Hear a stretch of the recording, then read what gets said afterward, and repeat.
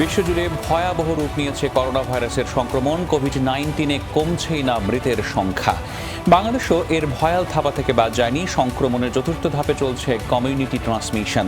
করোনার সব খবর, আপডেট এবং পরামর্শ নিয়ে আমাদের প্রতিদিনের আয়োজন corona update, presented by mister hygiene. আপনাদের সাথে আছি আমি, রাহাত মিনহাস। আরও 2381 জনের করোনা শনাক্ত হয়েছে গতকাল। এ নিয়ে দেশে করোনা আক্রান্তের সংখ্যা দাঁড়ালো 49,534 জনে। গত 24 ঘন্টায় প্রাণ গেছে 22 জনের। নিয়মিত অনলাইন ব্রিফিংয়ে এসব তথ্য জানিয়েছে স্বাস্থ্য অধিদপ্তর। 24 ঘন্টায় নমুনা পরীক্ষা হয় 11,439 জনের। পরীক্ষার অনুপাতে শনাক্তের হার 21.81%। সব মিলিয়ে মৃত্যু হয়েছে 672 জনের। 24 ঘন্টায় মারা যাওয়া 22 জনের মধ্যে 19 জনই পুরুষ। নতুন করে সুস্থ হয়ে বাড়ি ফিরেছেন 816 জন। মোট সুস্থ 10,781 জন। শনাক্ত বিবেচনায় সুস্থতার হার 21.39%। এছাড়া বাজার, কর্মস্থল সব জায়গাতে মাস্ক ব্যবহারের আহ্বান জানিয়েছে স্বাস্থ্য অধিদপ্তর। পরামর্শ দেওয়া হয়েছে হালকা ব্যায়াম করার। যেখানেই যান না কেন এই বিষয়ে দৃষ্টি রাখবেন।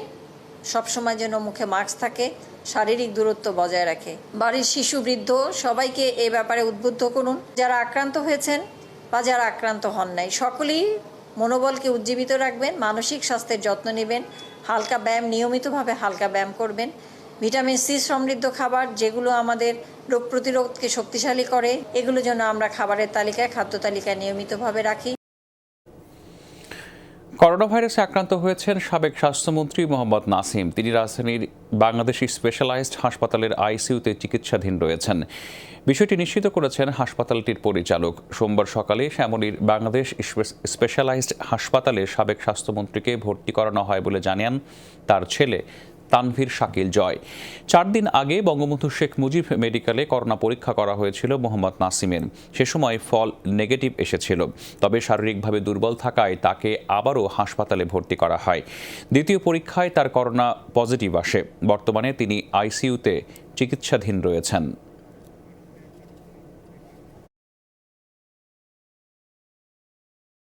পজিটিভ, উনি স্টেবল আছে, অক্সিজেন লাগছে 4 লিটারের মতো, আইসিইউতে আছেন। আক্রান্ত ও মৃতের সংখ্যা বিবেচনা করে দেশকে রেড, গ্রিন ও ইয়েলো জোনে ভাগ করে করোনা প্রতিরোধের পরিকল্পনা করছে সরকার। ছোট ছোট এলাকা ধরে সংক্রমণ বেশি পাওয়া অংশগুলোকে সাময়িক লকডাউন করা হবে বলে জানিয়েছেন স্বাস্থ্যমন্ত্রী। মহামারী সতর্কতার অংশ হিসেবে সরকারি অফিসে একসঙ্গে উপস্থিতিও কমানোর সিদ্ধান্ত নেওয়া হয়েছে। করোনা প্রতিরোধে করণীয় নিয়ে মন্ত্রিপরিষদ বিভাগের সভাকক্ষে উচ্চ পর্যায়ের বৈঠক। অংশ নেন স্বরাষ্ট্র, স্বাস্থ্য, স্থানীয় সরকার মন্ত্রীসহ ঢাকা ও আশেপাশের 4 সিটির মেয়র।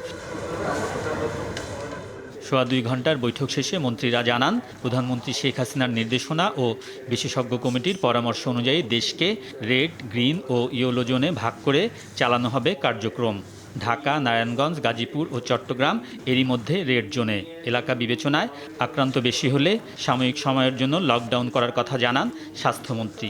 জোনিংয়ের মাধ্যমে আমরা যে জোনের মধ্যে খুব বেশি সংক্রামিত হবে, সেটা ছোট্ট এরিয়া, ঢাকার ভিতরে ধরুন একটা ছোট্ট এলাকা, সেখানে হয়তো বা একটা এরিয়াকে আমরা বলবো যে এই এরিয়াতে বন্ধ থাকবে এই কয়েকদিনের জন্য। এইভাবে বিশেষজ্ঞরা পরামর্শ দিবে, সেই অনুযায়ী আমরা কাজ করব। টেস্টের হারের সঙ্গে সঙ্গে সংক্রমণও বাড়ছে। আজকে আমরা সেই জন্য কয়েকটা zone, red zone, yellow zone, green zone আমরা মার্কিং করেছি। এটা মাননীয় প্রধানমন্ত্রীর নির্দেশনা ছিল। সাধারণ ছুটির পর রোববার থেকে পুরোদমে চলছে সরকারি অফিস। দ্বিতীয় দিনেই সংক্রমণ বিবেচনায় কর্মকর্তা কর্মচারীদের উপস্থিতি সীমিত করার সিদ্ধান্ত নিয়েছে মন্ত্রিপরিষদ বিভাগ। একই সময়ে মোট কর্মকর্তা কর্মচারীর 25 ভাগ উপস্থিত থাকতে পারবেন। জনপ্রশাসন মন্ত্রণালয় থেকে একটা অলরেডি দিয়েছেন যে 20 থেকে 25% বেশি যেন না আসে, একটা পর্যায়ক্রমে আসে। প্রয়োজনের নিরিখে আমাদের 1/4 কর্মকর্তাকে একই সাথে আমরা অফিসে রাখবো, এর বেশি নয়। সেক্ষেত্রে যদি আমার পরবর্তী কোনো অফিসার প্রয়োজন হয়, সেকেন্ড হাফে এসে সে বাকি কাজগুলো করতে পারবে। জনপ্রশাসন প্রতিমন্ত্রী জানান, উপস্থিত কর্মকর্তা কর্মচারীরা 2 বা 3 ঘন্টায় কাজ শেষ করার চেষ্টা করবেন। এর বাইরে প্রয়োজনে শিফটিং ও অনলাইনে চলবে অফিসের কার্যক্রম। আলমগীর স্বপন, যমুনা নিউজ, ঢাকা। ৬৭ দিন পর শুরু হয়েছে বাস চলাচল। রাজধানীর ভেতর ও দূরপাল্লার বাসে করোনাকালীন স্বাস্থ্যবিধি মেনে যাত্রীরা ভ্রমণ করছেন। সরকার নির্ধারিত ৬০ বর্ধিত হারে অনেকেই ভাড়া নিয়েছেন। তবে কোনো কোনো দূরপাল্লার বাস বেশি ভাড়া নিয়েছে বলে অভিযোগ যাত্রীদের। শর্ত পূরণ খতিয়ে দেখতে রাজধানীতে ৫টি স্থানে ভ্রাম্যমাণ আদালত পরিচালনা করেছে বিআরটিএ। করোনা সংক্রমণ বৃদ্ধির মাঝেই রাস্তায় চলতে শুরু করলো বাস। যাত্রী, চালক সবার কাছেই আতঙ্কের চোখে মুখে খানিকটা স্বস্তি। এক আসনে যাত্রী, আরেক আসন ফাঁকা, এমন চিত্র দেখা গেছে। যাত্রীদের মুখে মাস্ক ছিল, বেশিরভাগ চালক বা হেলপার নিজেরাও নিয়েছেন স্বাস্থ্য সুরক্ষা।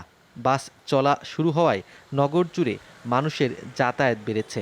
ভাড়া 60% করে বাড়াইছে, 60% এরকম হিসাব করে নিছে আমাদের কাছ থেকে। এক সিট খালি রেখে আর এক সিটে বসাইছে আর কি। ভাড়াটা ওই যে মনে করেন যে সরকার যেভাবে নির্ধারিত করছে 60% নিচ্ছি।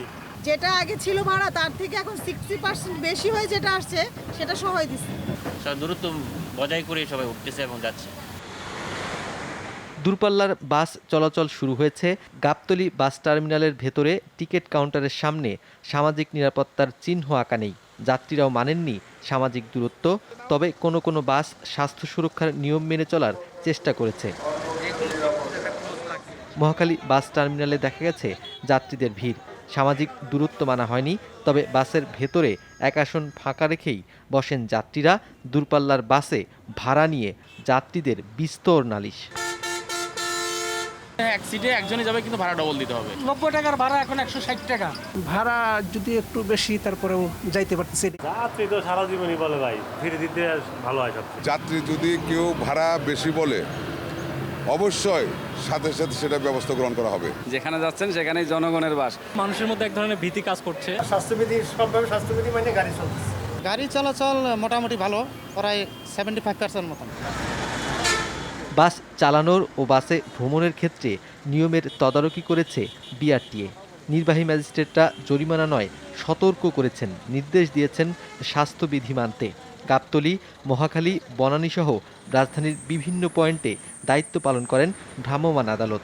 আমরা মোটামুটিভাবে যে অভিযোগগুলো পাচ্ছি ওগুলো আমরা দেখতেছি, ওরা ডাবল ভাড়া নিচ্ছে না। মোটামুটি সবাই স্বাস্থ্যবিধি মেনে চলছে, কোনো অসুবিধা আমরা এখনো দেখতেছি না। যাত্রীদের চিন্তা, কদিন পর স্বাস্থ্যবিধি মানার ক্ষেত্রে বাস চালকরা শিথিলতা দেখাতে পারে। বাড়তি ভাড়া আর কমবে কিনা সেই শঙ্কাও যাত্রীদের। নুরনবী সরকার, যমুনা নিউজ, ঢাকা। সীমিত পরিসরে বলা হলেও লঞ্চ যাত্রার দ্বিতীয় দিনে তা আর সীমিত থাকেনি। শারীরিক দূরত্ব সহ স্বাস্থ্যবিধি মানার ব্যাপারে অধিকাংশ যাত্রীর অনীহা ছিল চোখে পড়ার মতো। লঞ্চে এদিন যাত্রী সংখ্যা বেড়েছে, তাই সামনে আসছে ঝুঁকির বিষয়টিও। মহামারী আতঙ্কে 2 মাসের বেশি লকডাউন পার করার পর এমন কথা শুনলে আঁতকে উঠবেন যে কোনো সচেতন মানুষ। তবে লঞ্চের ডেকের দিকে তাকালে এই কথাকেও মামুলিই মনে হবে। বরং স্বাস্থ্যবিধি সংক্রান্ত কোনো সরকারি নির্দেশনা আদৌ জারি আছে কিনা তা নিয়ে বিভ্রান্তি তৈরি হতেই পারে। এই করোনা ভাইরাসে আন্ত গ্রামে ছড়াই যাইবার। যেভাবে আমরা যাইতেছি যাত্রীরা এভাবে গেলে সেফ হইতেছে না। বৃত্ত এঁকে দিছি, অনেকে এটা মানতে চায় না। আমরা বলে দিই যে গ্যাপ করে 1 ফুট পরে গ্যাপ দেওয়াও আছে, পুরো আঁকা আছে। স্বাস্থ্যবিধি মানতে মাইকিং করতেও দেখা যায়। তবে যাত্রীদের অনেকেই একই পরিবারের সদস্য দাবি করে বসেছেন গাদাগাদি করে। মাস্ক ছাড়াও ভ্রমণ করছেন কেউ কেউ। ওইভাবে বসছে যে আমরা একই ফ্যামিলির লোক। আবার যখন লঞ্চ আসলো, হুড়মুড় করে লঞ্চে ওঠা, এখানে কিন্তু আইন শৃঙ্খলা পরিস্থিতি দিয়ে, আইন শৃঙ্খলা বাহিনী দিয়ে বা আমাদের নিজস্ব মেকানিজম দিয়ে কিন্তু আমরা অনেক চেষ্টা করার পরেও কিন্তু সেটা সম্ভব হয়নি। দক্ষিণাঞ্চলের বিভিন্ন ঘাট থেকে ঢাকামুখী লঞ্চগুলোতেও দেখা মেলে উদাসীনতার সেই অভিন্ন চিত্র। কোথাও কোথাও কর্তৃপক্ষের তরফে ছিল না তেমন তৎপরতা। বরগুনার থেকে যে লোক করছে তাতেই লঞ্চ লোড হয়ে গেছে। এখনো সামনে 5টা-7টা ঘাট আছে। সাবান, হ্যান্ড স্যানিটাইজার যেখানে যেটা লাগে সমস্ত পর্যাপ্ত ব্যবস্থা করছি। করোনা আক্রান্তের সংখ্যা 50,000 ছুঁই অবস্থায়ও নৌপথে স্বাস্থ্যবিধি অমান্যের প্রবণতা পরিস্থিতির আরও অবনতির শঙ্কাই জোরালো করল। সৌমিত্র শুভ্র, যমুনা নিউজ, ঢাকা। যাত্রীদের অসচেতনতায় ঝুঁকিতে পড়ছেন যাত্রীরাই। স্বাস্থ্যবিধি মানাতে ট্রেনগুলোতে আসন বিন্যাসে পরিবর্তন এসেছে, কিন্তু ট্রেনে ওঠা-নামার সময় সব চেষ্টাই ভেস্তে যাচ্ছে। চালু হওয়ার দ্বিতীয় দিনেই ঝুঁকিপূর্ণ হয়ে উঠেছে ট্রেন যাত্রা। রাজশাহী থেকে ঢাকা সহকর্মী মেহেদি মিরাজকে সঙ্গে নিয়ে সেই চিত্র তুলে ধরেছেন রিয়াজ রায়হান। সকাল 7টা, রাজশাহী রেলওয়ে স্টেশন। চাঁপাইনবাবগঞ্জ থেকে ছেড়ে এসেছে বনলতা এক্সপ্রেস। ট্রেন থামতেই শুরু হুড়োহুড়ি, শারীরিক দূরত্বের বালাই নেই। গেটে ঢোকার সময় দেখলাম সব চলে আসছে রীতিমতন একসাথে। এখানেও তো আমাদের জন্য ঝুঁকি আছে। যতটুকু মেনে চলা দরকার ছিল জনগণ কোনো মতেই মেনে চলছে না। এইসব দেখে মন খুব অসন্তুষ্ট। নির্ধারিত বিরতি শেষে রাজশাহী থেকে ঢাকার উদ্দেশ্যে যাত্রা করে বনলতা এক্সপ্রেস। এবার অবশ্য যাত্রীরা অধিকাংশই বেশ সচেতন। মুখে মাস্ক সহ স্বাস্থ্য ঝুঁকি এড়াতে নানা ব্যবস্থা চোখে পড়ে। কিছুটা ব্যত্যয় থাকলেও এক সিট ফাঁকা রেখে আসন বিন্যাস মানা হচ্ছে বেশিরভাগ ক্ষেত্রে। যাত্রী সুরক্ষায় নানা উদ্যোগ নিয়ে প্রথমে বেশ সন্তুষ্ট থাকলেও দ্বিতীয় দিন উল্টো চিত্র। এটা একটু যত্ন করা দরকার, যে এগুলা জিনিসগুলা সিটগুলা। স্বাস্থ্যবিধির যে নির্দেশ আছে, এই নির্দেশ মোতাবেক আমাদেরকে পরিষ্কার পরিচ্ছন্ন যেটা রাখতে বলছে, এটা ওনারা রেল কর্তৃপক্ষ এটা করে নাই। আমরা আশা করেছিলাম যে রেলওয়েতে হয়তো বা আরও নিয়ম শৃঙ্খলা আরও ঠিক হবে, কিন্তু এটা দেখছি যে 2 মাস যাবত দেখে মনে হচ্ছে যে 2 মাস যাবতই পরিষ্কার করা। মাঝে বঙ্গবন্ধু সেতু স্টেশনে 10 মিনিটের বিরতির পর সকাল 11:15টায় কমলাপুর স্টেশনে পৌঁছায় ট্রেনটি। প্ল্যাটফর্মে থামার আগেই সেই পুরনো অভ্যাসে যাত্রীরা কে কার আগে নামবেন এ নিয়ে প্রতিযোগিতায় নামলেন তারা। এবেলায় শারীরিক দূরত্ব মানাতে ট্রেনের দায়িত্বপ্রাপ্তদের কোনো আগ্রহ চোখে পড়েনি। যাত্রীদের এমন আচরণে ক্ষোভ জানান যাত্রীরাই। বলছেন, সবাই স্বাস্থ্যবিধি যদি না মানে তাহলে একা একা সুরক্ষিত থাকার কোনো সুযোগই নেই। অনেকগুলো কোচ সেখানে সংযোজিত রয়েছে, প্রত্যেকটিতে আলাদা আলাদা করে মনিটরিং যে ব্যবস্থা সেটি আসলে অনেকটাই দুর্বল। সেই কারণে তারা বলছেন যে এই ট্রেন যাত্রা ঠিক কতটুকু একেবারেই নিরাপদ বা কতটুকু ঝুঁকিমুক্ত কতদিন রাখা যাবে সেটি নিয়েও নানা ধরনের শঙ্কা রয়েছে যাত্রীদের মধ্যে। আমি যখন যে নামতেছিলাম তখন দেখতেছিলাম যে আমার আগে পিছন থেকে আমার উপর দিয়ে আসবে মনে হইতেছিল। স্বাস্থ্যবিধি মেনে চলার কথা বলেন না কেন, মানুষ জনসাধারণের মধ্যে কিন্তু এই জিনিসটা নাই। বর্তমানে সরকার যে পদক্ষেপটা নিচ্ছে খুব ভালো লাগতেছে, কিন্তু আগের মধ্যে যদি সিস্টেম থাকে তাহলে বাচ্চারা কোনো সিস্টেমে আসবে না। এটা কর্মকর্তারা বলছেন, অভ্যাসের পরিবর্তন না হলে ঝুঁকিমুক্ত রেল চলাচলের কোনো উদ্যোগই খুব একটা কাজে আসবে না। নিজেরাই তাদের স্বাস্থ্য সুরক্ষার জন্য সচেষ্ট থাকবে। তো নিজেরাই যদি না মেনে, আমরা তো সর্বোচ্চ চেষ্টা করছি আমাদের দিক থেকে যে যাত্রীরা স্বাস্থ্যবিধি এবং সামাজিক দূরত্ব বজায় রেখে যাতে চলাচল করতে পারে। স্বাস্থ্যবিধি মেনে প্রথম দিকে ট্রেন চলাচলের যে ব্যবস্থা তা কতদিন ধরে রাখা যায় সেটি এখন দেখার বিষয়। রিয়াজ রায়হান, যমুনা নিউজ, ঢাকা। আবারও সরব হতে শুরু করেছে শাহজালাল আন্তর্জাতিক বিমানবন্দর। সীমিত আকারে চালু হয়েছে আকাশপথে অভ্যন্তরীণ ফ্লাইট। বেশ সাড়াও পড়েছে প্রথম দিন। দীর্ঘ বিরতির পর অন্যরকম বিমানবন্দর দেখে যাত্রীরাও সন্তুষ্ট। তবে তাপমাত্রা বেশি থাকা নিয়ে কেউ কেউ পড়েন বিড়ম্বনায়। বিমানবন্দর পুনরায় সচলের ব্যবস্থা দেখতে গিয়েছিলেন আমাদের সহকর্মী আবদুল্লাহ তুহিন। ক্যামেরায় ছিলেন আবদুল্লাহ আল নোমান। কিছুটা বিড়ম্বনা হয় কয়েকজন যাত্রীর শরীরে তাপমাত্রা বেশি পাওয়ায়।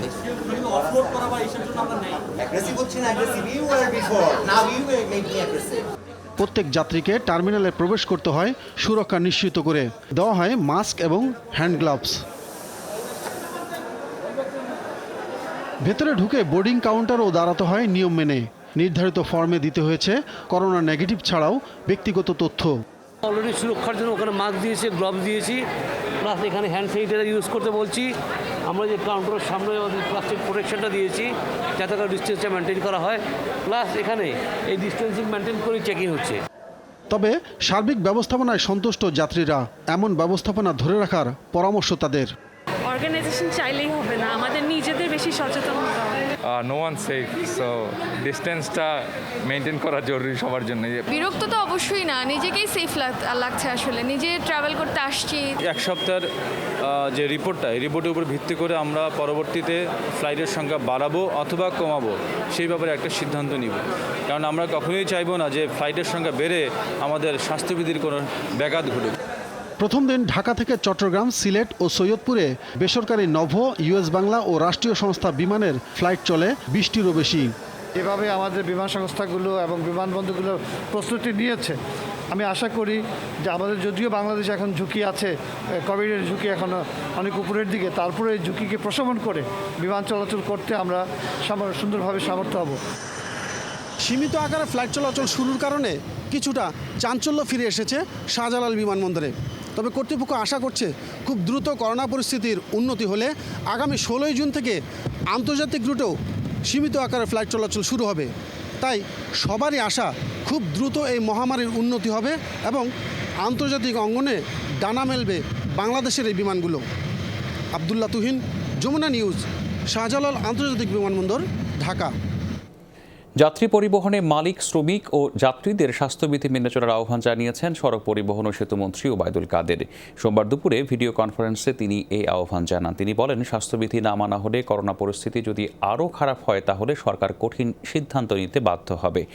যাত্রীদের হুড়োহুড়ি না করেন, মাস্ক পরিধান করে বাসে যাতায়াতের অনুরোধ করেন তিনি। পাশাপাশি দেশের এই দুর্যোগকালে বাস শ্রমিক ও মালিকদের মানবিক দৃষ্টান্ত স্থাপনের আহ্বান জানান ওবায়দুল কাদের। তিনি বলেন, অতিরিক্ত যাত্রী পরিবহন না করে অর্ধেক আসন অবশ্যই খালি রাখতে হবে। করোনা পরিস্থিতি কোনোভাবেই যাতে খারাপের দিকে না যায় সেজন্য সবাইকে সচেতন থাকার আহ্বান জানান তিনি।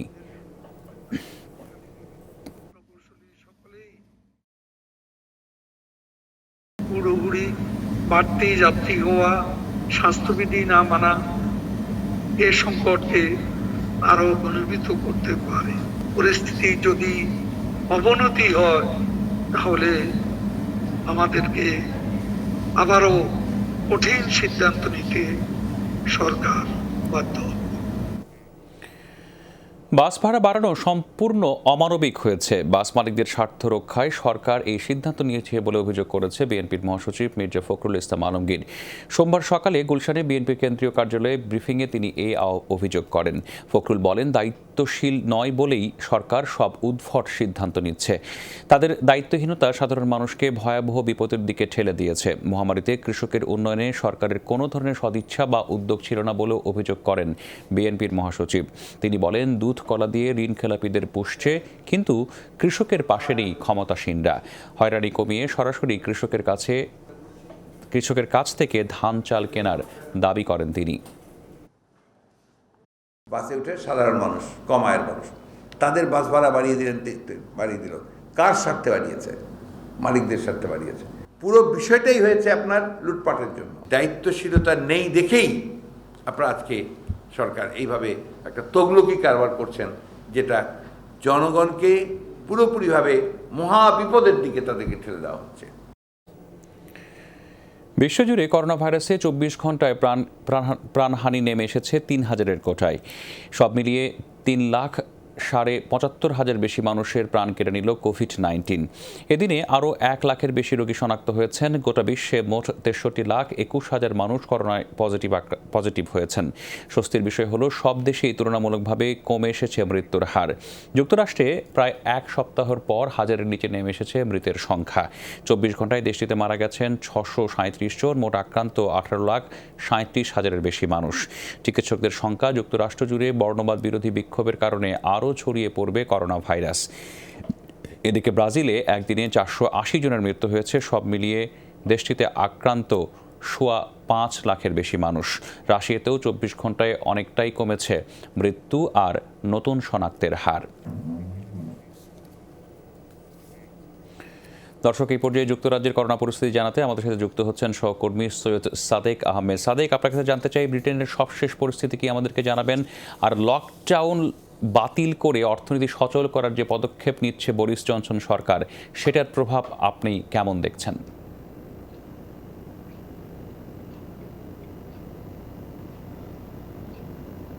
ধন্যবাদ রাহাত। আমি প্রথমেই আজকে জানিয়ে দিচ্ছি, করোনা ভাইরাসের কারণে 111 জনের মৃত্যু হয়েছে আজকে গত 24 ঘন্টা, এবং তার সর্বমোট দাঁড়িয়েছে 39,045-এ, এবং আক্রান্ত হয়েছেন 1,570 জনে। আপনি বলেন যে সরকার, ব্রিটিশ সরকার অর্থনীতিকে সচল রাখতে বিভিন্ন পদক্ষেপ নিয়েছে এই লকডাউন শিথিলের পরে। তার মধ্যে উল্লেখযোগ্য হচ্ছে যে প্রতিটি ব্যবসা প্রতিষ্ঠানে তারা এ পর্যন্ত 10,000 থেকে 25,000 পাউন্ড গ্রান্ট প্রদান করেছে এবং প্রত্যেক ব্যবসা প্রতিষ্ঠান সহজ শর্তে আপ টু 50,000 পাউন্ড পর্যন্ত তারা লোন অ্যাপ্লাই করতে পারবে এবং তা খুব সহজেই দেওয়া হচ্ছে। এবং আপনারা জানেন যে এটা প্রথম বছর কোনো পেমেন্টে দিতে হবে না এবং তা খুব অল্প সুদে তা দেওয়া হচ্ছে।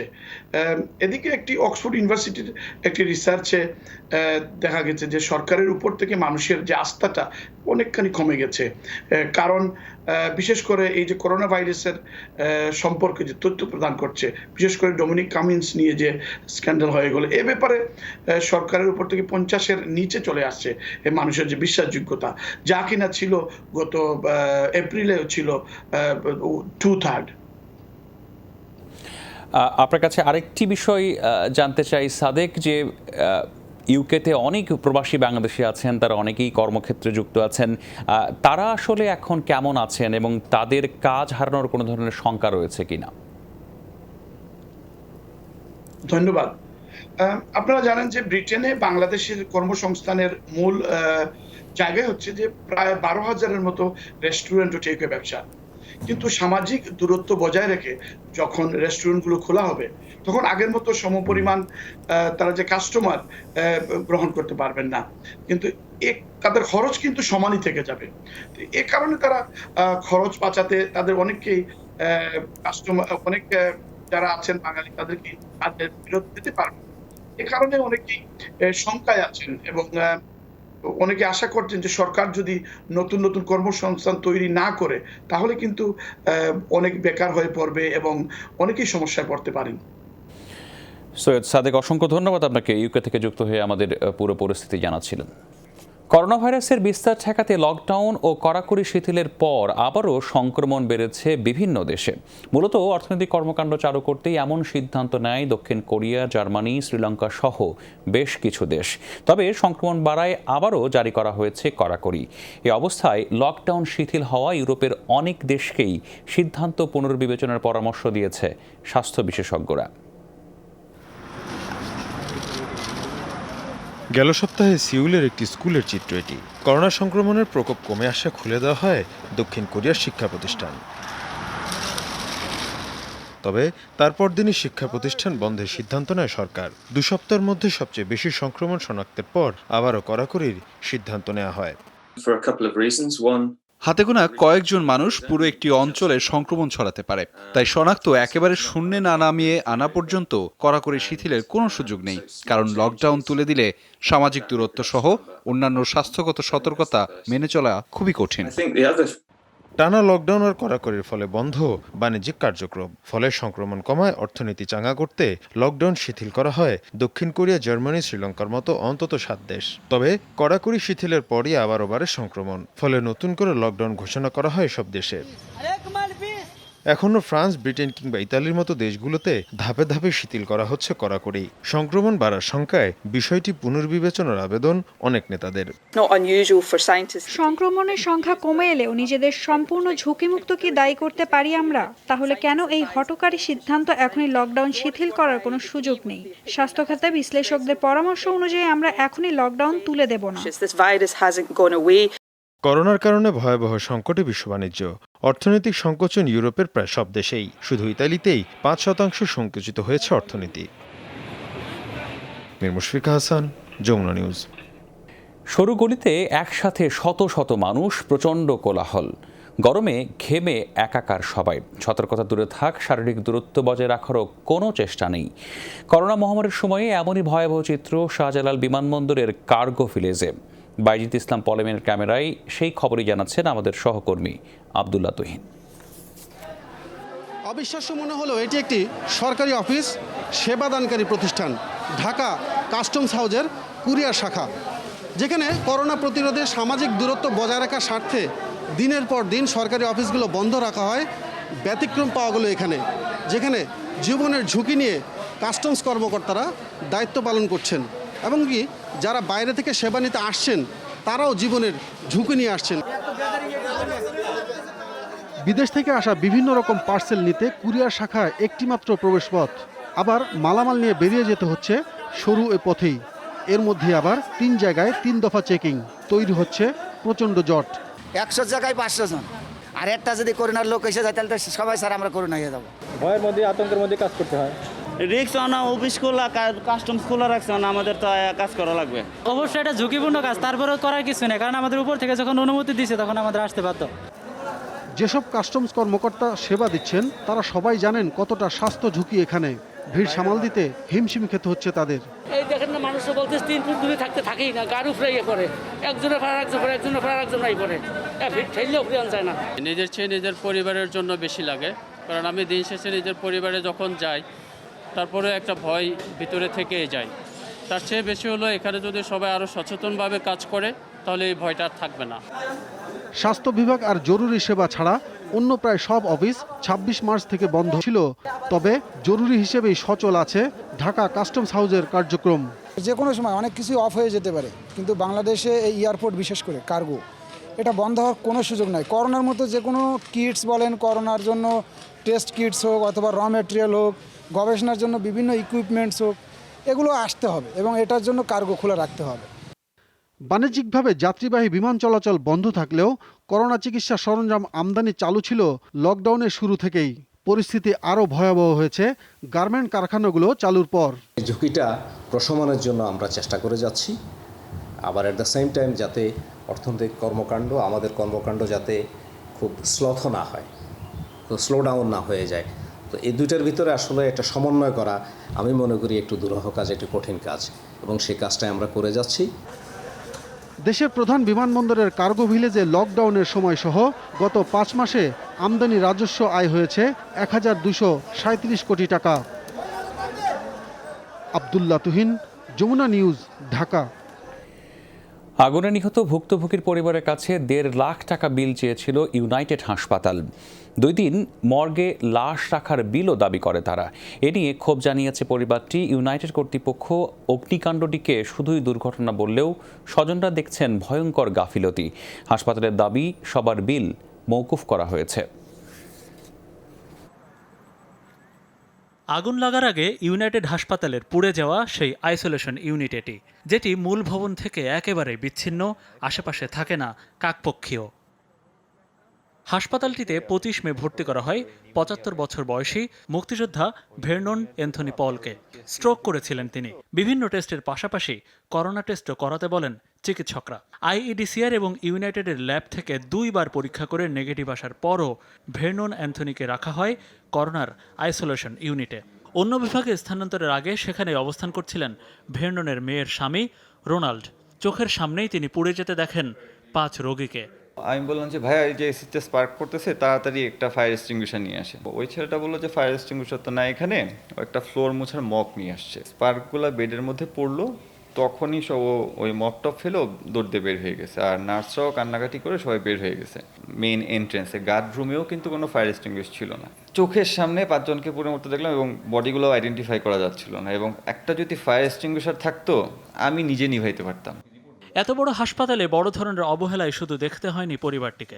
দাফনের জন্য ভেরনন অ্যান্থনির লাশ বুঝে নেওয়ার সময় মুখোমুখি হন অমানবিক পরিস্থিতির। আমাদের একটা বিল দিল, মেবি 1,51,000 অর সামথিং, আর বললো যে মর্গের জন্য হয়তো 2-3 হাজার টাকা আসতে পারে, এটা কালকে সকালে সেটেলমেন্ট করা যাবে। বললাম যে দেখেন, আমার পেশেন্ট তো আপনার হসপিটাল থেকেই মারা গেছে, কিসের বেসিসে বিল দেবো? আমার মেজাজটা খারাপ হয়ে গেছিলো। আমি বললাম যে দেখেন, আমার রিপোর্টও লাগবে না, আপনার বিল আপনার কাছে রেখে দেন। আপনি 4টা পেশেন্ট কি বিল চার্জ করেছেন? বলে যে ওটা আমি বলতে পারবো না। করোনা সন্দেহে বিকেলে ভর্তির পর রাতে আগুনে পুড়ে যান আরেকজন, একটি বাইং কোম্পানির কান্ট্রি ডিরেক্টর রিয়াজুল আলম লিটন। লাশ নেওয়ার সময় তার করোনা টেস্টও নেগেটিভ পায় পরিবার। সামনে গিয়ে আমার মাথা খারাপ, যেটা আইসোলেশন সেন্টার না গোডাউন ঘর। যখন আগুনটা লাগে ওরা শুধু দেখছে, দাঁড়ায় দাঁড়ায়, মানে ওদের করার কিচ্ছু ছিল না। হসপিটাল কর্তৃপক্ষ কেউ আগায় আসে নাই। এই ধরনের যেন আর না হয়, এটা একটা মানে প্রতিকার বা শাস্তি হওয়া দরকার আর কি। তবে এসব অভিযোগই অস্বীকার করছে ইউনাইটেড কর্তৃপক্ষ। নিহতদের ক্ষতিপূরণ দেওয়া হবে কিনা তা নিয়েও এখনো কোনো সিদ্ধান্ত নেয়নি হাসপাতালটি। বিল কারোর কাছ থেকে নেওয়া হয়নি। বিলটা তো কিছুই না ভাই, কি যে বলেন। হ্যাঁ, এইসব কথা তো আসেই না। আমরা এদের সাথে আছি, বুঝছেন, এবং এদের যে পরিবার, যার যেটা সমস্যা, যেটাই আমরা কথা বলছি। ঘটনার পর থেকে ইউনাইটেড হাসপাতালের বক্তব্য ও পদক্ষেপে ক্ষুব্ধ নিহতদের স্বজনরা। সুষ্ঠু তদন্ত ও বিচার চেয়ে আদালতের দ্বারস্থ হবার পরিকল্পনা করছে পরিবারগুলো। Monirul Islam, Jamuna news, Dhaka. Plasma therapy নিয়ে আশার আলো দেখছেন চট্টগ্রামের চিকিৎসকরা। তারা বলছেন আক্রান্তদের জন্য এটি বেশ কার্যকর। চট্টগ্রামে এখনো পর্যন্ত 100 জনকে দেওয়া হয়েছে এই থেরাপি। সুস্থ হওয়া প্রত্যেকের শরীর থেকে প্লাজমা নিলে আক্রান্ত সবাই সুফল পাবেন, এমনটাই মত বিশেষজ্ঞদের। ঢাকার পর চট্টগ্রামেও সীমিত পরিসরে শুরু হয়েছে প্লাজমা থেরাপির ব্যবহার। এই প্রক্রিয়ায় সুস্থ হয়ে ওঠা কোনো ব্যক্তি থেকে রক্তের হলুদাভ জলীয় অংশ বা প্লাজমা নিয়ে তা আক্রান্তের শরীরে দেয়া হয়। চট্টগ্রামে প্রথম প্লাজমা দেন মিয়া মোহাম্মদ তারেক নামে এক ব্যক্তি। এরপর দেয়া হয়েছে শতাধিক করোনা রোগীকে। প্লাজমা সহজলভ্য করতে ব্যাংক গঠন সহ নেওয়া হয়েছে নানা উদ্যোগ। ব্যক্তিগতভাবেও প্লাজমা দিতে এগিয়ে আসছেন অনেকে। প্লাজমা দেওয়াতে শরীরের কোনো ক্ষতি হবে না, এটা একটা খুবই সাধারণ ব্যাপার, এটা নিয়ে আতঙ্কিত হওয়ার কিছু নেই। প্লাজমার মাধ্যমে আমার রক্তে দিয়ে আমি অন্য একজন রোগীকে ভালো করতে চাই। ইতিমধ্যে আমি ফেসবুকে এই ব্যাপারে একটা পোস্ট করার পর অনেকেই আমার সাথে যোগাযোগ করেছেন। চিকিৎসকদের মতে সুস্থ হয়ে ওঠা একজন ব্যক্তি থেকে প্লাজমা নিয়ে তা 3 জনের শরীরে প্রয়োগ করা সম্ভব। চট্টগ্রামে সুস্থ হওয়া রোগীদের প্রত্যেকের শরীর থেকে প্লাজমা নেওয়া গেলে পরবর্তীতে আক্রান্ত সবাইকে দেয়া যাবে এই থেরাপি। যেহেতু রোগী অনেক বেড়ে যাচ্ছে, বিভিন্ন গ্রুপের রক্ত আমরা পেতে পারি, তাহলে যত রোগী বাড়বে প্লাজমা সংগ্রহের হারও তত বাড়বে। যে সেটআপটা দরকার সেটা এখনই দ্রুত আমাদের স্থাপন করতে হবে। যদি আমরা এটা স্থাপন করতে পারি তাহলে যে পেশেন্টগুলি সুস্থ হয়ে বাড়ি যাচ্ছে তারা বাড়ি যাওয়ার আগে কিন্তু প্লাজমাটা দিয়ে যেতে পারে। তবে চট্টগ্রামে প্লাজমা থেরাপি চিকিৎসা সরঞ্জামের সংকট রয়েছে। চট্টগ্রাম মেডিকেল কলেজে পরিমাপক অ্যান্টিবডি টাইটার নির্ণায়ক নেই। অন্যান্য হাসপাতালের অবস্থা আরও করুন। তারপরও সাধ্যের মধ্যে সর্বোচ্চ সেবা দেওয়ার চেষ্টা চলছে বলে দাবি কর্তৃপক্ষের। টাইটার দেখার যে লেভেল, যে অ্যানালাইজার যে প্রসেসটা, এটা আমাদের চিটাগংয়ে আমাদের নাই। বর্তমানে চট্টগ্রামে 3টি সরকারি হাসপাতালে ও বেসরকারি ফিল্ড হাসপাতালে চলছে করোনা আক্রান্তের চিকিৎসা। আর প্লাজমা ব্যাংক গঠনের উদ্যোগ নিয়েছে CMP. Shoaib Rahman, Jamuna news, Chittagong. Corona সংক্রমণের মাঝে নতুন বাজেটে বরাদ্দ বাড়ছে স্বাস্থ্য খাতে, যা চলতি অর্থবছরের তুলনায় 2000 কোটি টাকা বেশি। কিন্তু মোট বাজেটে স্বাস্থ্য বরাদ্দ বৃদ্ধির প্রবণতা কমছে। প্রশ্ন আছে প্রকল্প বাস্তবায়নের সক্ষমতা নিয়েও। এমন অবস্থায় বিশ্লেষকরা বলছেন চলমান বাস্তবতায় স্বাস্থ্য খাতে জিডিপির 4% বরাদ্দ দেওয়া জরুরি। করোনা ভাইরাস সংক্রমণের পর স্পষ্ট হয়েছে দেশের স্বাস্থ্য খাতের কত। পরিস্থিতি সামাল দিতে এরই মধ্যে প্রকল্প হাতে নিয়েছে সরকার। চিকিৎসক, নার্স এবং টেকনোলজিস্ট মিলিয়ে নতুন করে নিয়োগ পেয়েছেন 7,000 জন। নতুন এই কর্মীদের বেতন ভাতা সহ স্বাস্থ্য খাতে নতুন বাজেটে অনুন্নয়ন ব্যয় খাতে বরাদ্দ রাখা হচ্ছে প্রায় 15,500 কোটি টাকা। আর এই খাতের উন্নয়ন কর্মকাণ্ডে খরচ করা হবে প্রায় 12,500 কোটি টাকা। সব মিলে 2020-21 অর্থ বছরের বাজেটে স্বাস্থ্য খাতে বরাদ্দ 27,850 কোটি টাকা, গেল বছরের চেয়ে যা 2,117 কোটি টাকা বেশি। মাননীয় প্রধানমন্ত্রীর আপনারা ভিডিও কনফারেন্স দেখেছেন, সেখানে করোনা মোকাবেলার জন্য গুরুত্ব দিয়েছেন, অর্থাৎ স্বাস্থ্য খাত এবং বলছে কোনো জমি যেন অনাবাদি না থাকে, এক্ষেত্রে কৃষি খাত অগ্রাধিকার ভালো। আমাদের সম্পদের প্রাপ্যতা বিচারে রাখতে হবে, কত টাকা আমাদের আছে, যে কোনো ব্যক্তি করে আমরা তাই করেছি। আর যে বর্তমানে যে করোনা সংক্রান্ত যে দুর্যোগ আমাদের সামনে দিয়ে চলছে, এইটা আমাদের নজরে ছিল। বাজেটে দিন দিন কমছে স্বাস্থ্য খাতের বরাদ্দের প্রবৃদ্ধি। 2017-18 অর্থ বছরের মূল বাজেটে এ খাতে বরাদ্দ করা হয় 20,652 কোটি টাকা, যা তার আগের বছরের চেয়ে 18 ভাগ বেশি। পরের বছর ব্যয় বাড়ে 13 ভাগ। চলতি অর্থ বছরে এই খাতে বাজেট বরাদ্দ 2018-19 অর্থ বছরের চেয়ে 10 ভাগ বেশি। আর আসছে বাজেটে প্রবৃদ্ধির হার নেমে হবে 8.2 ভাগ। আমরা একটা বিজ্ঞান ভিত্তিক কর্মসূচি চাই। সরকারের উপর নির্ভরশীল হলে চলবে না, কারণ সরকার তো নিজেই বলছে যে তাদের অনেক সীমাবদ্ধতা আছে, যার কারণে তারা বাজেট বাড়ানোর ইচ্ছা থাকলেও বাজেট বাড়াতে পারছে না। সাউথ এশিয়ার মধ্যে সর্বনিম্ন যে টোটাল বাজেটের আমরা 4.9% গত বছর ছিল, এবং জিডিপির যেটা 1%। এখন আমরা বলছি যেটা আমাদের স্বাস্থ্যনীতি 2011, সেখানেও আমরা বলা আছে যে এটা হচ্ছে 4% জিডিপির আসলে স্বাস্থ্য খাতে বরাদ্দ দিতে হবে। স্বাস্থ্য খাতে উন্নয়ন প্রকল্প বাস্তবায়নে গতি নেই। চলতি অর্থবছরের মার্চ পর্যন্ত স্বাস্থ্যসেবা ও পরিবার পরিকল্পনা বিভাগ বাস্তবায়ন করতে পেরেছে এডিপির মাত্র ২৬ ভাগ। শুধুমাত্র বাজেটে অ্যালোকেশন দিলে হবে না, যাতে তা বাজেট যে ব্যয় করবে স্বাস্থ্য খাত তার সক্ষমতাও থাকতে হবে। রিমন রহমান, যমুনা নিউজ, ঢাকা। মুসলিম বিশ্বে শিথিল হলো করোনাকালীন বিধিনিষেধ। প্রার্থনা, ভ্রমণ সব ক্ষেত্রে ধাপে ধাপে তুলে দেওয়া হচ্ছে নিয়ম কানুনের কঠোরতা।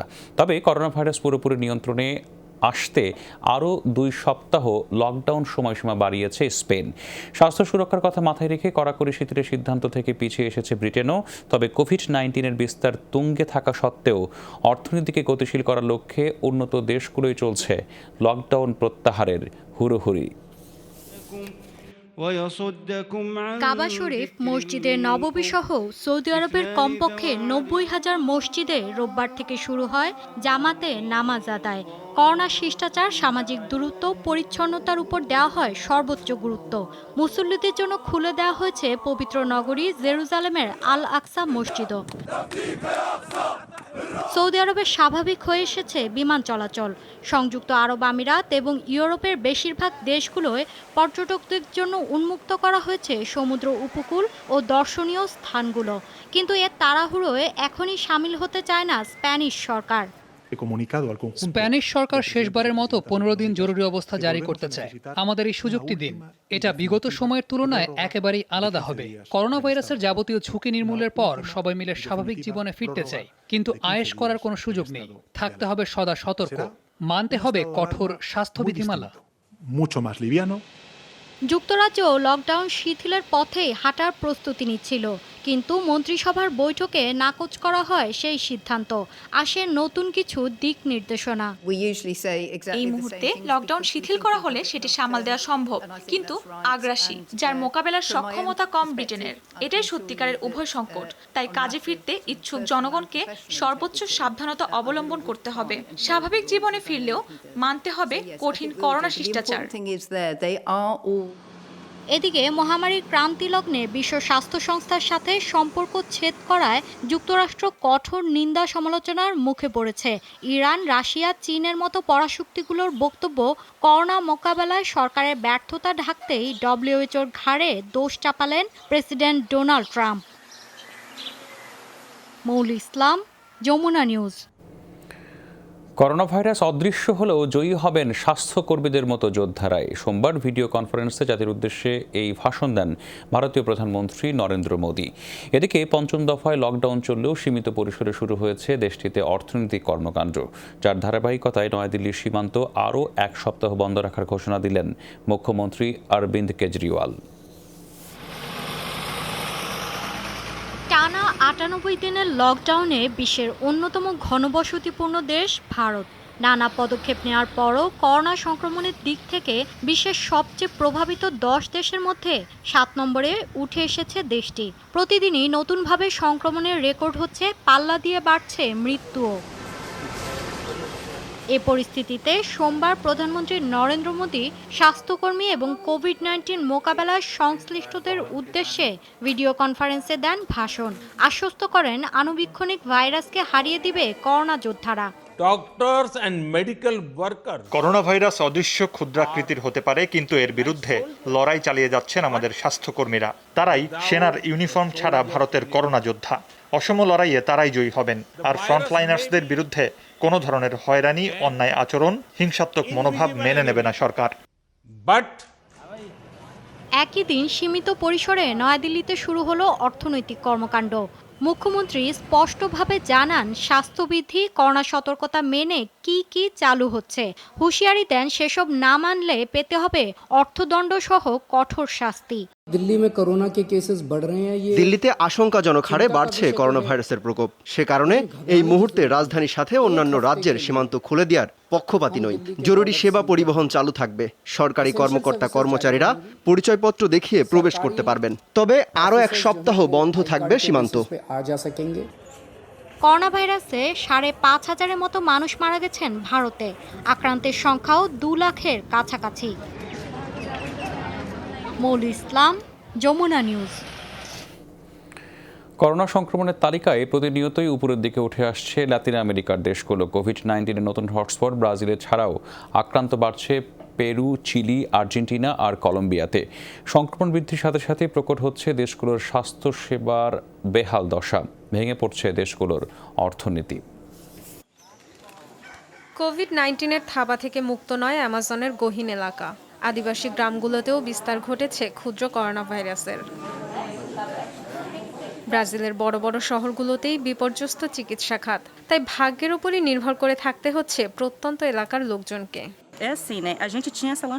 আগে মাসে একবার নৌকায় করে ডাক্তাররা আসতেন। মহামারী শুরুর পর তা বন্ধ হয়ে যায়। ঈশ্বরকে ধন্যবাদ যে বহুদিন পর আজ ডাক্তাররা এসেছেন। করোনার বর্তমান হটস্পট ব্রাজিলে জ্যামিতিক হারে বাড়ছে সংক্রমণ, মৃত্যু। একই সাথে বেড়ে চলেছে জন অসন্তোষ। সত্যি বলতে আমি তাকে ভোট দিয়ে প্রেসিডেন্ট বানিয়েছিলাম, তবে এখন প্রচন্ড হতাশ। এমন একজন নেতা আমরা পেয়েছি যার আচরণ একেবারেই রাষ্ট্রনায়কের মতো নয়। সরকারের অব্যবস্থাপনা আর পদে পদে ভুল পদক্ষেপের খেসারত দিতে হচ্ছে সবাইকে। দক্ষিণ আমেরিকায় সংক্রমণ আর মৃত্যুর দিক থেকে ব্রাজিলের পরেই পেরুর অবস্থান। অভিযোগ করা হচ্ছে সরকারি পরিসংখ্যানের তুলনায় প্রকৃত চিত্র কয়েক গুণ ভয়াবহ। আক্রান্তের দিক থেকে চীনকে ছাড়িয়েছে আরেক লাতিন দেশ চিলি। এরই মধ্যে পূর্ণ দেশটির আইসিইউর 97%। ভাইরাসের প্রভাবে বেড়ে চলেছে কর্মহীন মানুষের সংখ্যাও। দিন দিনই নিরাশ হয়ে যাচ্ছি। টাকার অভাবে লোকজন ঘরে ব্যবহৃত জিনিসপত্র বিক্রি করে দিচ্ছে। কাজ নেই, কিন্তু বাড়ি ভাড়া দিতে হচ্ছে। আর এ পরিস্থিতির শেষ কোথায় তাও তো জানি না। করোনার প্রকোপ বেড়ে চলেছে কলম্বিয়া, আর্জেন্টিনা, ভেনেজুয়েলার মতো দেশগুলোতেও। ডব্লিউএফপির সতর্কবার্তা, মহামারীর কারণে দুর্ভিক্ষের কবলে পড়বে লাতিন আমেরিকার 1.5 কোটি মানুষ। Dorothy Tasrin, Jamuna news. এই ছিল আজকের corona update presented by mister hygiene. এতক্ষণ সাথে থাকার জন্য ধন্যবাদ সবাইকে।